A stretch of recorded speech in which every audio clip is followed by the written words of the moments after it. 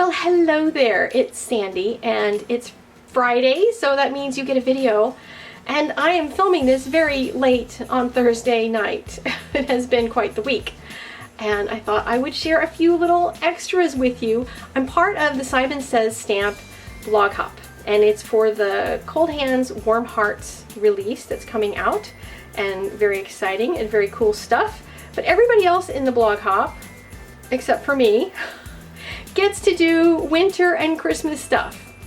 I get to tell you about something that's not winter and Christmas, but is also coming out today, and that is my birthday farm animals that used to only have 2 of the animals in a die set, now has the other 2 animals available. So if you bought the stamps and you want the dies for the other 2, they're now there for you.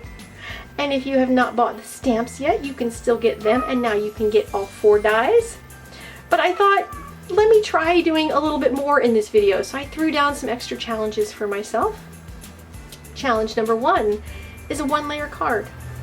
Challenge number 2 is to also share with you another one of my stamp sets that just came out this last Tuesday, which is the succulents, the little potted succulents.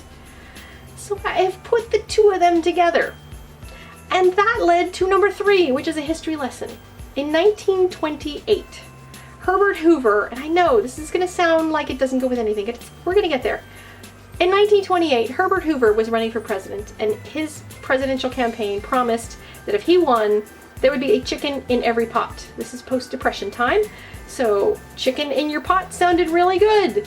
And no, I know I live in Washington, this is not pot for every chicken. This is chicken in every pot. And since one of the new dies is a chicken, and one of my other stamp sets has a pot in it, I thought I would put a chicken in a pot. And to top all that off, let's just make it a Christmas card to boot and see how all of this comes together. It's quite ridiculous. Anyway, let's get started. So these are the stamp sets that I want to show you. The Potted Succulents was released on Tuesday, and we're going to use that along with the Birthday Farm Animals, which released earlier this year. And since I'm here and have your attention, this is Greetings and Succulents. That's the other one that just came out Tuesday, but we will not use that today. There's dies, of course, for all the potted succulents, and dies now for all 4 of these critters. Links in the doobly-doo to purchase those if you wish.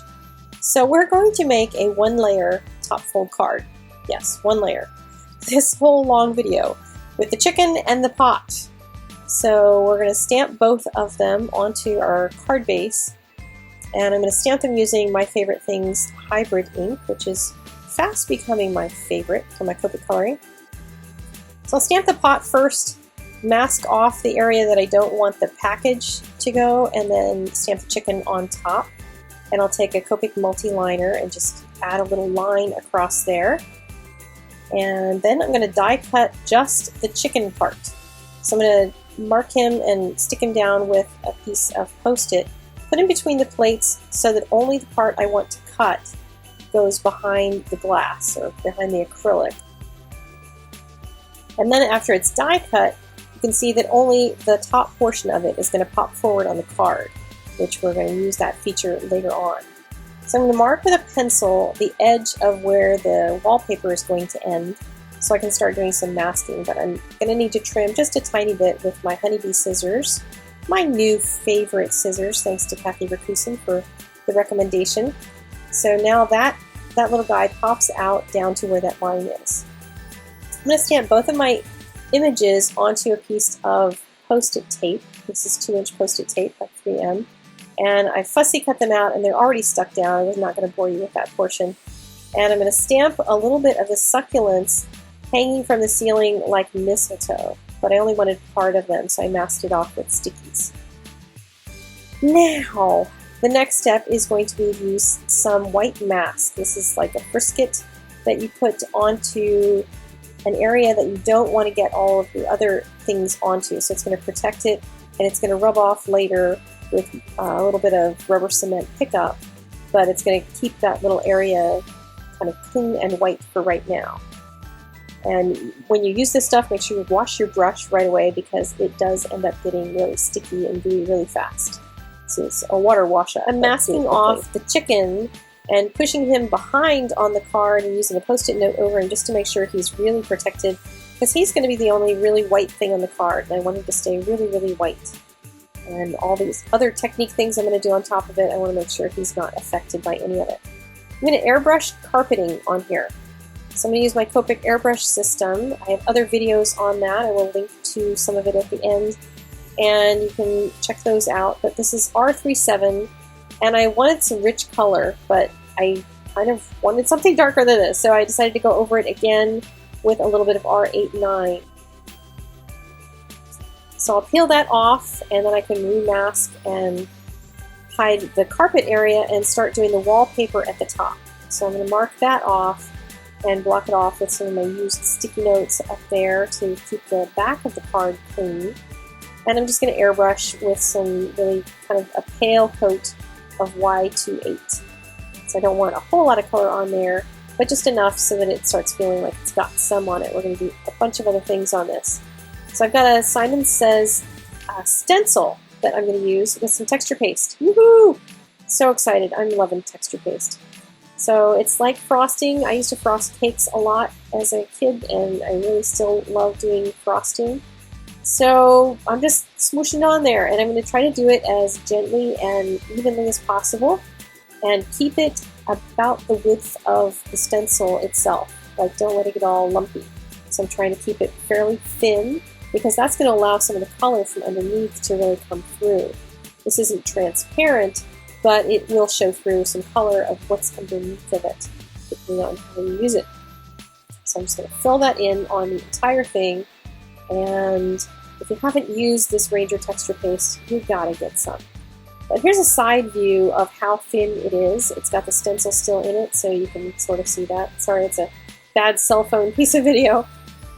I wanted to add just a little bit of the Y28 on top, just in case the color doesn't come through as much as I want.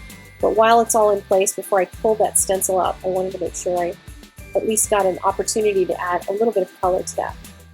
So now, peel everything up. This is the funnest part of doing anything with airbrush and masking, because you get to suddenly see everything you've created underneath.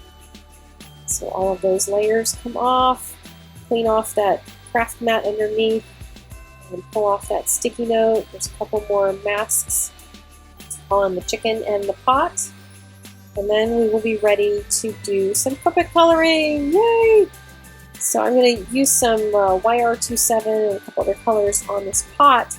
And I should have, this is one of those things that I learn after I do a card, I should have drawn my little ribbon on there first, because I wanted the ribbon that he's sitting on, you can see it kind of sticking out from his feet. I wanted that ribbon to continue down the front of the pot, so he's really sitting on a wrapped pot.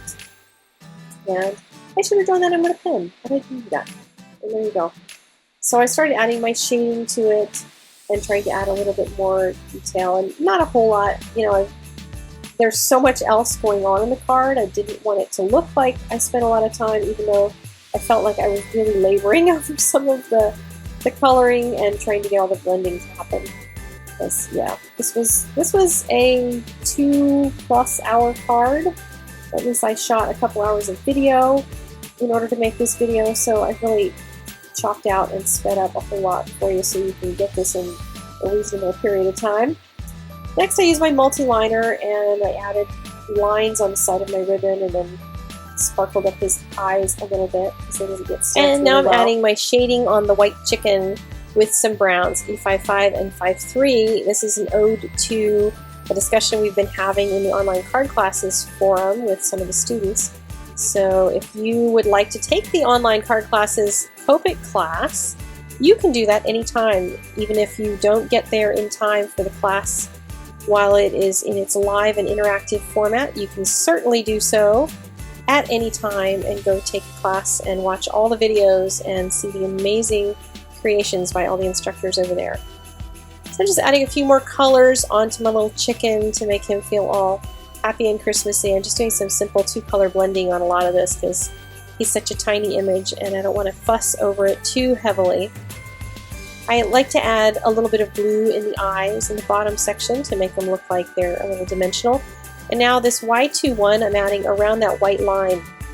I left the white line around the whole thing The reason is because I didn't want that texture paste going right up to the image. So I could have just masked it off and trusted that the texture paste wouldn't kind of creep into the chicken, but this assured me that it would be set away from it a little bit. So that is why I went to all the trouble of the die cutting and everything on this card. So I'm adding a little more detail, of course, to my stamped image. Nothing is complete lately if it doesn't have a little bit of Signo-Pen on it. Then came the hardest part of removing the texture paste from over top of the Frisket covered area. And that was a little bit of a challenge. I took my craft knife and very gently, it looks a little rougher on here simply because that Frisket is coming off with it. But it did come off fairly well. It was just a little bit of work to do it. And then I used a rubber cement pickup to get the last of the goo before coloring it to look like mistletoe. And now it's time for the final card reveal. I think it came out really cute, my chicken in a pot card. The strip with the sentiment across it, which is from another Simon set, is tucked in behind the die cut, so it kind of pulls him forward, which I think is really, really cute because it's a one-layer card, but it looks dimensional because he pops out just a little bit, but he's super flat in the envelope.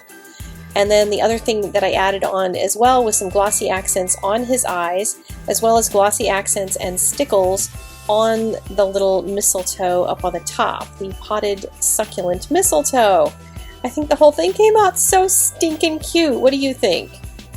Thank you so much for joining me for this video. I hope you enjoyed it and at least got a little bit of a laugh out of it. If you did, click the like button because that's what the like button is for. It made you laugh. If you're interested in any of the products that I used on this card, which were many, then please click on the link in the doobly-doo down below. I'm going to go now. I will see you guys later. There's 2 more videos linked at the end of this, so feel free to continue watching or click on the link to my blog to continue in the Sight and Sense Stamp blog hop today. And I will see you guys next time. Bye-bye.